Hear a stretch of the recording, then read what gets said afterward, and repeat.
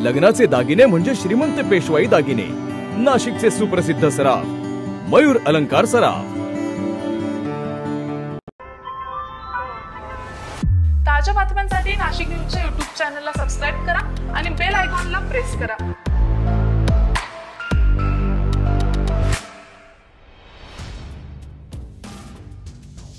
जुन्या भांडणाची कुरापत काढून घराशेजारीच राहणाऱ्या 2 कुटुंबियांमध्ये वाद होऊन महिलेवर ऍसिड फेकल्याची घटना चुंचाळे घरकुल योजनेत घडली आहे। यात महिला जखमी झालेली असून तिला जिल्हा रुग्णालयात दाखल करण्यात आलेला आहे। या प्रकरणी चुंचाळे MIDC पोलीस ठाण्यात गुन्हा दाखल झालेला आहे, तर संशयितांचा शोध सुरू असल्याचं पोलिसांनी सांगितलं। दरम्यान महिलेला किरकोळ जखम झाल्याची माहिती जिल्हा वैद्यकीय अधिकाऱ्यांनी दिलेली आहे।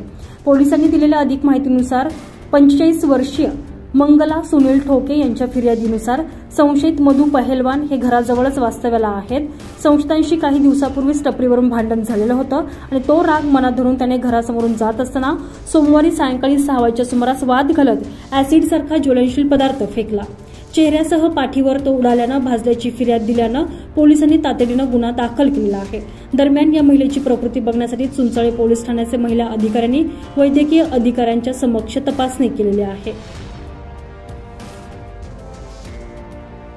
तुषार ढेपले, नाशिक न्यूज, नाशिक।